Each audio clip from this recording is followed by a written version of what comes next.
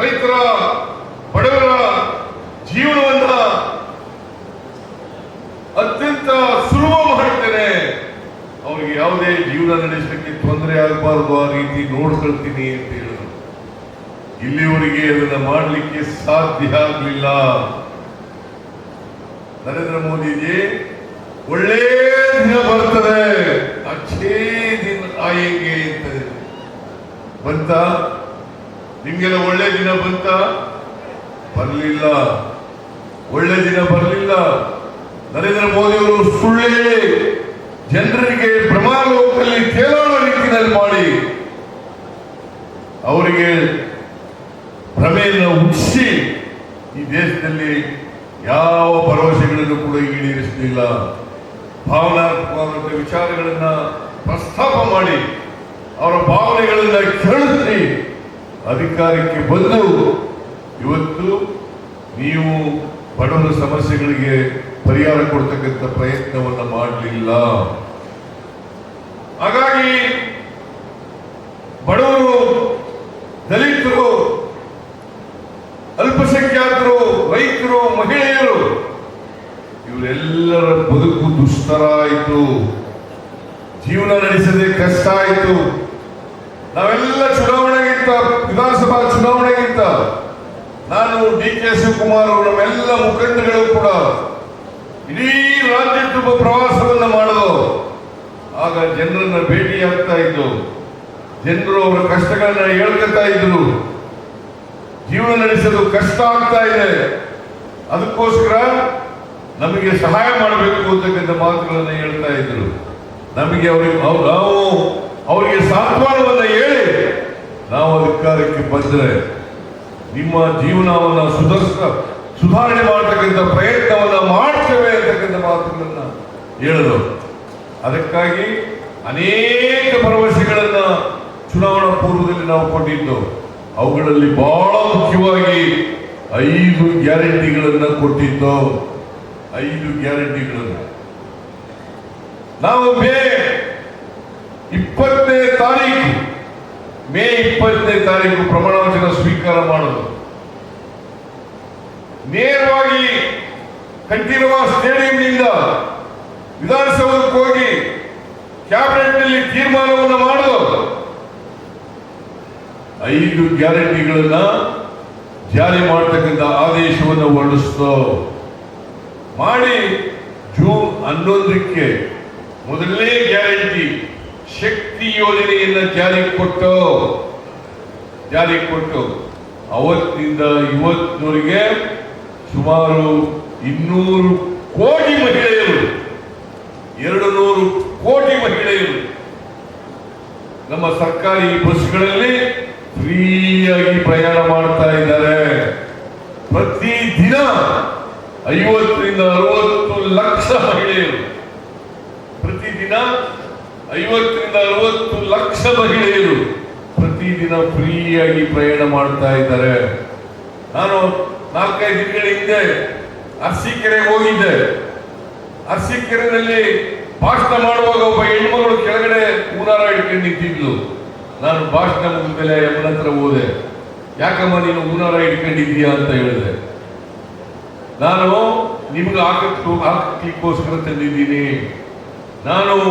ನೀವು ಫ್ರೀ ಮಾಡಿದ ಮೇಲೆ, ಬಸ್ನಲ್ಲಿ ತಿರುಗಾಡಲಿಕ್ಕೆ ಫ್ರೀ ಮಾಡಿದ ಮೇಲೆ ಅನೇಕ ದೇವಸ್ಥಾನಗಳಿಗೆ ಹೋದೆ, ಅನೇಕ ಪ್ರೇಕ್ಷಣೀಯ ಸ್ಥಳಗಳಿಗೆ ಹೋದೆ, ಅನೇಕ ಟೂರಿಸಂ ಸೆಂಟರ್ಗಳಿಗೆ ಹೋದೆ. ಅವೆಲ್ಲ ದುಡ್ಡಿಲ್ಲದೆ ಟಿಕೆಟ್ ತಗೊಂಡಿರ್ತಕ್ಕಂಥ ಟಿಕೆಟ್ಗಳನ್ನೆಲ್ಲ ಕೂಡಿಟ್ಟು ಇವತ್ತು ಹೂನಾರ ಮಾಡ್ಕೊಂಡು ಬಂದಿದ್ದೀನಿ. ಆ ಹೂನಾರ ನಿಮ್ಗೆ ಹಾಕ್ಬೇಕು ಅಂತ ತಗೊಂಡ್ಬಂದಿದ್ದೀನಿ ಅಂತ ಹೇಳಿ ನನಗೆ ಆ ಹೂನಾರವನ್ನ ಹಾಕಿದ್ರು.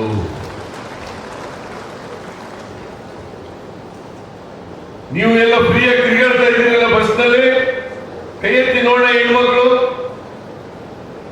ಎಲ್ಲ ಹೆಣ್ಮಕ್ಳು ಕೂಡ ಫ್ರೀಯಾಗಿ ತಿರುಗಾಡ್ತಾ ಇದ್ದಾರೆ.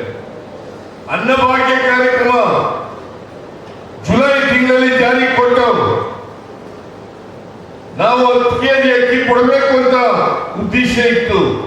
ಆದರೆ ಕೇಂದ್ರ ಸರ್ಕಾರ ಅಕ್ಕಿ ಕೊಡ್ಲಿಲ್ಲ, ಸಹಕರಿಸಲಿಲ್ಲ. ಬಡವರಿಗೆ ಅನ್ಯಾಯ ಮಾಡಿದ್ರು, ಬಡವರಿಗೆ ದ್ರೋಹವನ್ನು ಮಾಡಿದ್ರು. ಅಕ್ಕಿ ಇಟ್ಕೊಂಡು ಫುಡ್ ಕಾರ್ಪೊರೇಷನ್ ಇಂಡಿಯಾದಲ್ಲಿ ಅಕ್ಕಿ ಕೊಡ್ಲಿಲ್ಲ. ಯಾಕಂದ್ರೆ ಅಕ್ಕಿ ಕೊಟ್ರೆ ಬಡವರೆಲ್ಲ ಕಾಂಗ್ರೆಸ್ ಪರ ಆಗ್ಬಿಡ್ತಾರೆ ಅಂತ ಹೇಳಿ ನಿಮಗೆ ಅಕ್ಕಿ ಕೊಡ್ತಕ್ಕಂಥ ಕೆಲಸವನ್ನ ಮಾಡಲಿಲ್ಲ ಕೇಂದ್ರ ಸರ್ಕಾರ. ನಾವೇನು ಪುಕ್ಕಟೆ ಕೇಳಲಿಲ್ಲ. 1 ಕೆಜಿ ಅಕ್ಕಿಗೆ 34 ರೂಪಾಯಿ ಕೊಡ್ತೀವಿ, ಕೊಡಿ ಅಂದ್ರೂ ಕೂಡ ಕೊಡ್ಲಿಲ್ಲ. ಅದಕ್ಕೆ ನಾವು ತೀರ್ಮಾನ ಮಾಡೋದು, ಅಕ್ಕಿ ಸಿಕ್ಕವರಿಗೆ ದುಡ್ಡು ಕೊಡೋಣ. ಪ್ರತಿ ಒಬ್ಬರಿಗೆ 1 ತಿಂಗಳಿಗೆ 5 ಕೆಜಿಗೆ ಎಷ್ಟು ದುಡ್ಡು ಆಗ್ತದೆ? 170 ರೂಪಾಯಿಯನ್ನು ಕೊಡ್ತಾ ಇದ್ದೀವಿ. ಈಗ ಬರ್ತಾ ಇದೆಯಲ್ಲ ನಿಮ್ಗೆ 170 ರೂಪಾಯಿ ಬರ್ತಾ ಇದೆಯಲ್ಲಮ್ಮ? 170 ರೂಪಾಯಿ ಬರ್ತಾ ಇದೆಯಲ್ಲ ನಿಮ್ಗೆ? 170 ರೂಪಾಯಿ ಕೊಡ್ತಾ ಇದ್ದೀವಿ. ಆ ದುಡ್ಡು ಉಳಿತಾಯ ಆಗ್ತಾ ಇದೆ. ಬಸ್ಸಿಗೆ ತಿರುಗಾಡ್ಲಿಕ್ಕೆ ನೀವು ಟಿಕೆಟ್ ತಗೋಬೇಕಾಗಿತ್ತಲ್ಲ, ಆ ದುಡ್ಡು ಉಳಿತಾಯ ಆಗ್ತದೆ.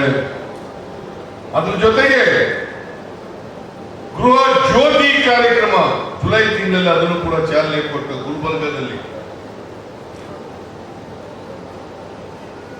ಅದು 200 ಯೂನಿಟ್ ವರೆಗೆ ಫ್ರೀ ಕರೆಂಟ್.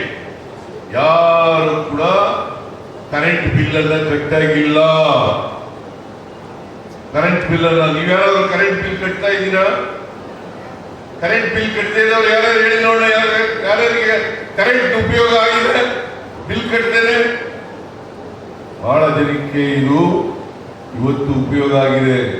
ಮಕ್ಕಳು ಇದು ಹೇಳ್ತಾ ಇದ್ರು, ಉತ್ತರ ಕನ್ನಡ ಜಿಲ್ಲೆಯಲ್ಲಿ 98% ಜನರಿಗೆ ಇವರು ಉಪಯೋಗ ಆಗಿದೆ ಅಂತಕ್ಕಂಥ ಮಾತುಗಳನ್ನ ಹೇಳ್ತಾ ಇದ್ರು. ಸುಮಾರು 1,60,00,000 ಕುಟುಂಬಗಳಿಗೆ ಉಪಯೋಗ ಆಗಿದೆ ದೇಶದಲ್ಲಿ. ಜೊತೆಗೆ ಗೃಹಲಕ್ಷ್ಮಿ ಯೋಜನೆ, ಗೃಹಲಕ್ಷ್ಮಿ ಸುಮಾರು 1,20,00,000 ಮಹಿಳೆಯರಿಗೆ ಇದನ್ನ ಆಗಸ್ಟ್ ತಿಂಗಳಲ್ಲಿ ಚಾಲನೆಯನ್ನು ಕೊಟ್ಟು ಮೈಸೂರಿನಲ್ಲಿ ಪ್ರತಿ ಮನೆ ಯಜಮಾನಿಗೆ 2,000 ರೂಪಾಯಿ ತಿಂಗಳಿಗೆ 2,000 ರೂಪಾಯಿ ಬರ್ತಾ ಇದೆಯಲ್ಲ? 2,000 ರೂಪಾಯಿ ನಿಮ್ಗೆ ಬರ್ತಾ ಇದೆಯಾ? 2,000 ರೂಪಾಯಿ ಬರ್ತಾ ಇದೆ. ವರ್ಷಕ್ಕೆ 24,000.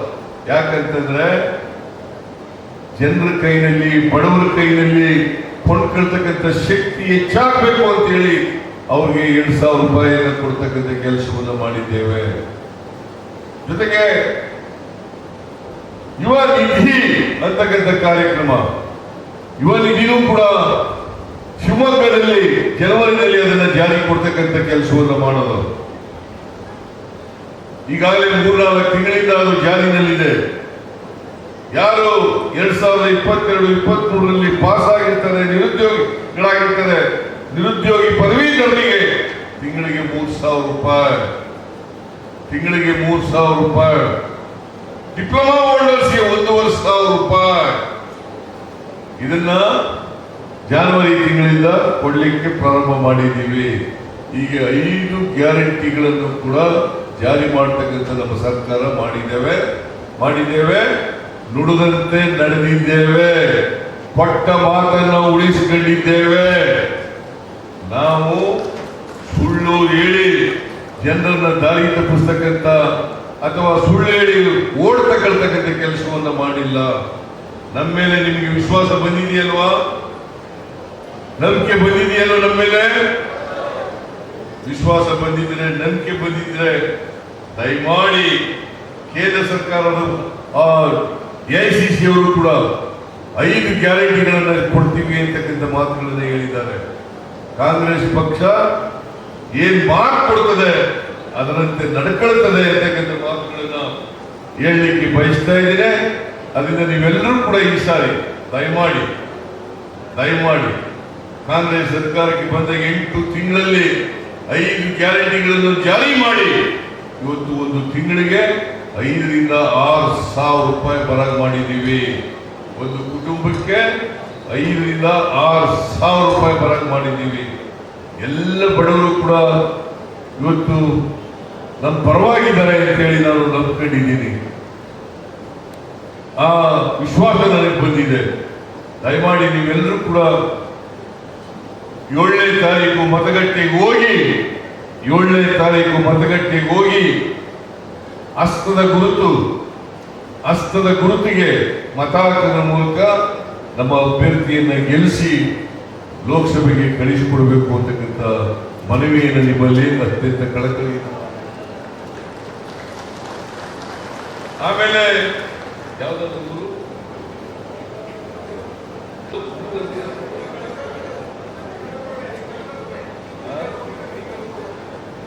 ಐಕಾಳ ತಿರುವೆ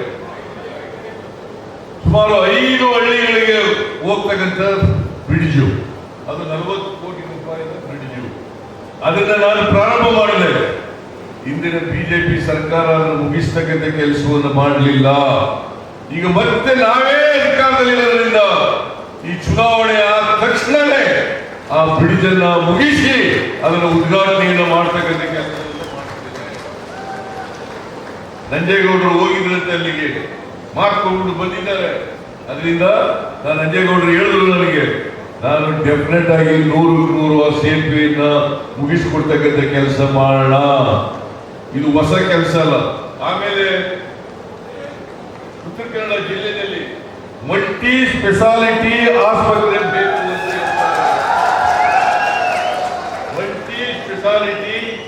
ಆಸ್ಪತ್ರೆ ಬೇಕು ಅಂತ ಹೇಳ್ತಾ ಇದ್ದಾರೆ. ನಾನು ಚುನಾವಣೆ ಮುಗಿದ ಮೇಲೆ, ಈಗ ಚುನಾವಣೆ ಸಂದರ್ಭ ಆದ್ರಿಂದ ಭರವಸೆ ಕೊಡಕ್ಕೆ ಹೋಗಲ್ಲ. ಇಲ್ಲಿ ಅಗತ್ಯ ಇದೆ ಟ್ರಾಮಾ ಸೆಂಟರ್ ಮತ್ತು ಮಲ್ಟಿ ಸ್ಪೆಷಲ್ ಆಸ್ಪತ್ರೆ, ಇವೆರಡಕ್ಕೂ ಕೂಡ ನಾನೇ ಬಂದು ಗುದ್ದಲಿ ಪೂಜೆ ಮಾಡ್ತಕ್ಕಂಥ ಕೆಲಸವನ್ನ ಮಾಡ್ತೇನೆ. ಆಗ್ಬೋದಾ? ನಮ್ಮ ಪಕ್ಷದ ಅಭ್ಯರ್ಥಿಗೆ ಬೆಂಬಲ ಕೊಡ್ತೀನಿ ಅಲ್ವಾ? ಕೈ ಎತ್ತಿ ನೋಡೋಣ. ನಿಮ್ಮೆಲ್ಲರಿಗೂ ನಮಸ್ಕಾರ. ಈಗ ನಮ್ಮ ಕುಮಟಾ ನಾಮಧಾರಿ ಸಂಘದವರಿಂದ ಸನ್ಮಾನ್ಯ ಮುಖ್ಯಮಂತ್ರಿ